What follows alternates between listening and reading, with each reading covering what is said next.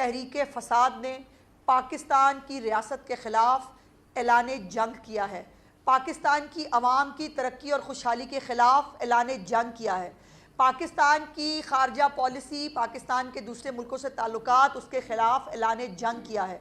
और इस ऐलान जंग का जवाब फिर जैसे जंग के अंदर देना चाहिए वही होगा। इस कॉन्फ्रेंस से सिर्फ दो तबके जो हैं वो खुश नहीं हैं, या वो ऐसे अनासर जो पाकिस्तान के अंदर हालात ख़राब करना चाहते हैं, जैसे कराची में एक वाक़या हुआ जिस BLN ने जिसकी ज़िम्मेदारी भी कबूल की, वो इस जो है कॉन्फ्रेंस को जो है वो सबोटाज करना चाहते हैं, या फिर दूसरी ये तरीके फसाद है। और इन दोनों में कोई फ़र्क नहीं है, इनके ना एजेंडे में कोई फ़र्क है, ना इनके जो है वो तरीक़ाकार में कोई फ़र्क है, और ना इनके जो है वो जो ये एम है उसमें कोई फ़र्क है। तो इनके साथ वैसे ही जो है वो सलूक होगा जैसा ऐसे रियासत के ख़िलाफ़ ऐलान जंग करने वालों के ख़िलाफ़ होना चाहिए। अब जो आज मैंने आपको कुछ दिखाने के लिए जो है वो यहाँ बुलाया है, ज़रा चलाएं जी वीडियो नंबर एक मिनट। ये हमेशा तहरीक फसाद जो है वो कहा करती थी हमारे लोगों को एजेंसियों ने अगवा कर लिया, हमारे लोगों को नामालूम अफराद ने अगवा कर लिया। अब इनके अपने लोग जो हैं, इनके अपने MNAs जो हैं, उनके रिश्तेदार अब जो है वो बयान जारी कर रहे हैं, उनके वीडियो बयानात सामने आ रहे हैं जिसके अंदर वो कह रहे हैं कि उनके जो लोग हैं उनको अगवा किया गया है, और ये इनको ये जो इनके मेरा ख्याल 7 मेंबरान हैं जिनको उनके रिश्तेदार कह रहे हैं कि अगवा कर लिया गया है। उनमें सेनेटर सैफुल्लाह अबड़ो साहब हैं, शफकत हयात खान साहब हैं, ज़ैन कुरैशी।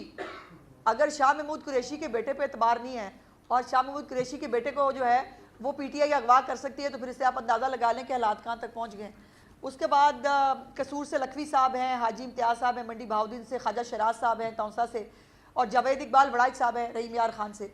अब वो जो अपना भगौड़ा चीफ मिनिस्टर है उसको जो है वो मिसिंग पर्सन कह के जिन्होंने एक पूरी कैंपेन तैयार की, उसके बाद वो भगौड़ा इनको जो है वो अदालत के अपनी असम्बली के अंदर जो है वो अचानक से 12 ज़िले क्रॉस करके जो है वो पहुँच गया था।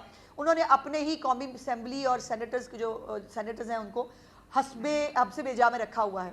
और इसमें जो है वो जो हमेशा ये तरीके तजाद कह लें, तरीके फसाद कह लें, इसको जो मर्ज़ी कह लें, तरीके इंतशार कह लें, ये एक ही जमात के जो है वो कुछ इनके असल चेहरे हैं।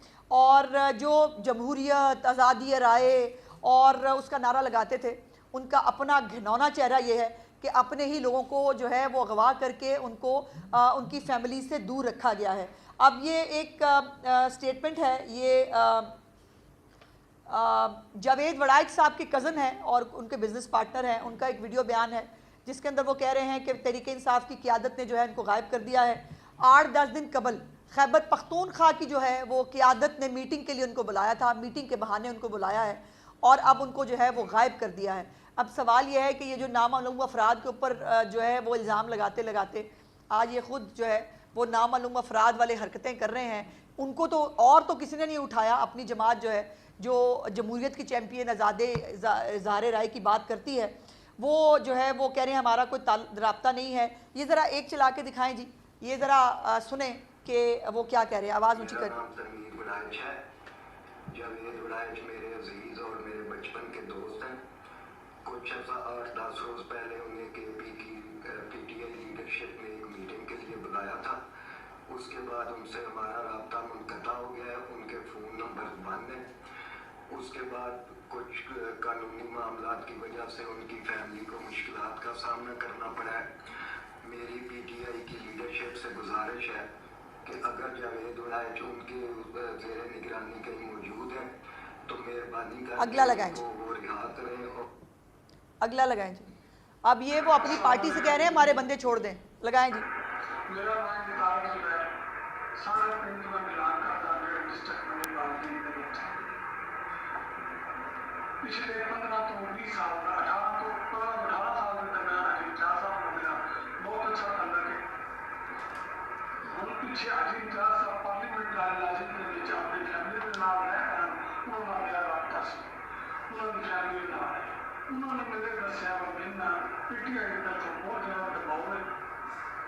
मैं बहुत परेशान हूँ। PTI की तरफों दबाव है और मैं बहुत परेशान हाँ, वो है कह रहे हैं। और कादा दबाव है और क्यों परेशान है? अगर एक पॉलिटिकल पार्टी एक जो है वो प्रेशर ग्रुप और एक अगवाकारों की तरह बिहेव कर रही है तो उससे आप अंदाज़ा लगा लें। अगला लगाएं जी, मैं सारी दिखाऊंगी तो बहुत टाइम गुजर जाएगा। अगला लगाएं ज़रा, अगला कौन है?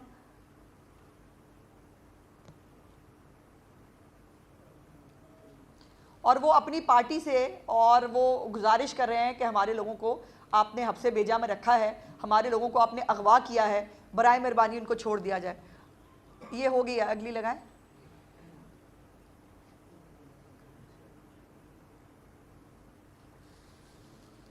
और ये आपको पता है कि ये पार्टी जो है खुद इनके जो है वो वज़ीर आला के लिए भी इन्होंने तमाशा शुरू किया। मिसिंग हो गया, एजेंसियां उठा के ले गई, वो पता नहीं कहाँ चला गया। वो कहता मैं तो जेम्स बॉन्ड 007 बना हुआ था, मैं पत्थर मार रहा था पहाड़ी से बैठ के। यकीन माने ऐसी तो जो इंडियन तमिल फिल्में हैं ना उसके बारे में बड़ा लोग मजाक उड़ाते हैं कि बड़ी अलिफ लैला वाली फिल्में होती हैं। ये उससे भी 4 हाथ आगे निकले हैं कि वो कह रहा है मैं पहाड़ी पर बैठा था और वहाँ से मैं पत्थर मार रहा था। अब अली अमीन गंडापुर को कोई बंदा पहचानता नहीं है, अंदाज़ा लगा लें आप इस बात का। और वो जो है वो 12 ज़िले वो फिर के जो है वो पहुंच रहे थे। ये लगाएं जी, ये लगाएं। मैं पीटीआई लीडरशिप से गुजारिश करता हूँ, मेरे कज़न ख्वाजा शिराज जो कि इलाके के मुंतखब नुमाइंदे हैं, पीटीआई वालों ने कुछ अरसे से छुपाया हुआ है। मेरी गुजारिश है कि उनको अपने इलाके में आने दिया जाए, कि उनको एक सियासी हक है और उनको इस हक से महरूम न किया। आगे करें जी, अगली दिखाएं। अस्सलाम वालेकुम, मेरा नाम नज़ीर अहमद है। मैं एमएनए शफकत अवाम का नामा करना और ते बड़ी दी देखभाल करना ते उसमें पीटीआई ने केवी के विच काफी दिहाड़े तो छुपा के रखा।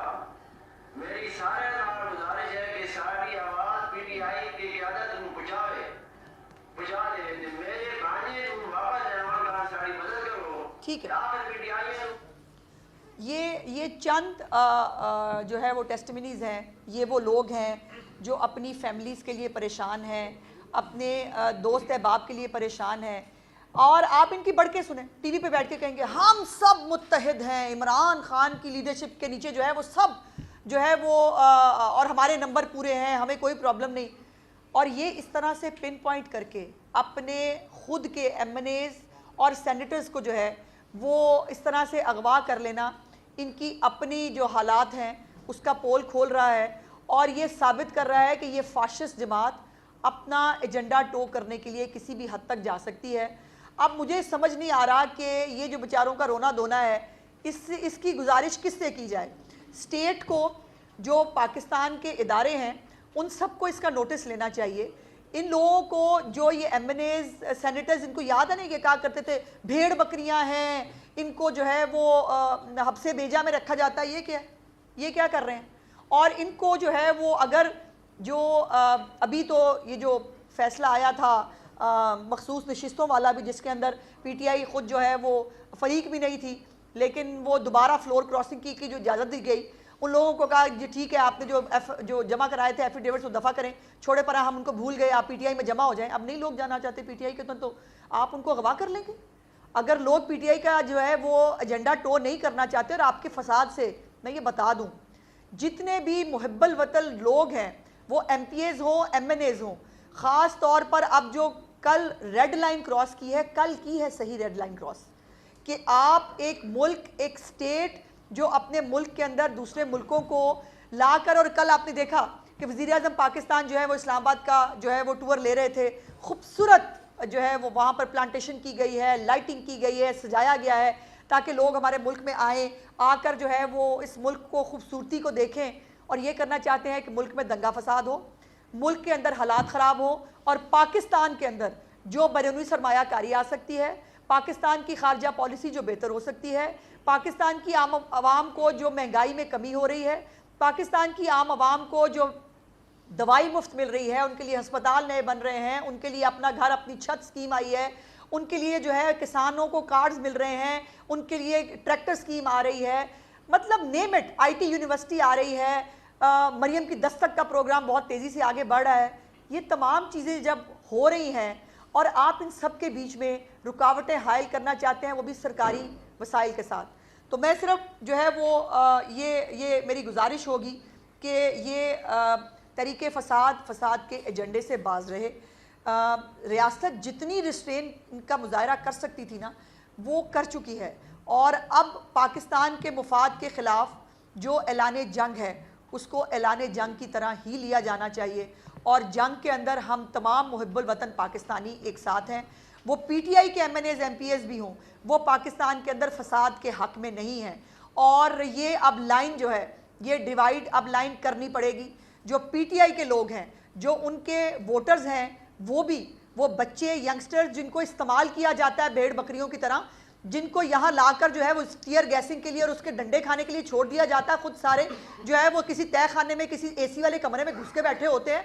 उनको बेटा सोचना चाहिए कि ये आपके मुल्क के ख़िलाफ़, ये एजेंडे को टो करने के ख़िलाफ़ सबको उठना होगा, मीडिया को खड़ा होना होगा। मेरी आपसे भी रिक्वेस्ट है, मीडिया को भी इनके एजेंडे को जो है वो नाकाम करना होगा, चूँकि हम सब पहले पाकिस्तानी हैं, और पाकिस्तान का जो एजेंडा है उसके अंदर जो तरक्की और खुशहाली की बात है, हमें वो उसको आगे ले जाने के लिए जो भी उसके ख़िलाफ़ खड़ा होगा, हम तमाम पाकिस्तानियों को सीसा पिलाई दीवार की तरह उसके सामने खड़ा होना होगा। हमें यक ज़बान कहना होगा कि मज़ीद फसाद इस मुल्क जो है उसका मुतहम्मिल नहीं हो सकता। अगर इस फसाद से लोगों को रोटी में कमी तो तुम कर नहीं सकते। खैबर पख्तूनख्वा के अंदर वहाँ से वसाइल लेके आ जाते हो, वहाँ पर रोटी में कमी का मैकेनिज्म तुम्हारे पास मौजूद नहीं है। यहाँ पे आके सीखो मरीम नवाज ने कैसे की है, यहाँ आके देखो कि वहाँ पे जो है वो रोटी में कमी कैसे हो रही है। यहाँ आके देखो रोज़ जो है वो अवामी मफाद के मंसूबे जो हैं वो बन भी रहे हैं, तकमील तक पहुँच रहे हैं, लोगों को घरों में जो है वो फैसिलिटीज़ मिल रही हैं, और तुम लोगों का एक ही एजेंडा है कि मुल्क के अंदर। और ये बात याद रखना कि ये जो बांग्लादेश मॉडल जो तुम लोगों को दिमाग में समाया था ना, जो जिसकी पिछली नाकाम एपिसोड आपने देखी है कि लोगों को जो है वो डी चौक के करीब जो है वो पहुंचा के उसके बाद गायब हो जाओ, ताकि मॉब जो है वो उसको कोई देखने पूछने वाला ना, और मॉब जो मर्जी करे, और उसके बाद जो है वो हम जो है वो इमरान खान को छुड़ा लेंगे। ऐसे नहीं छूटने वाला इमरान खान।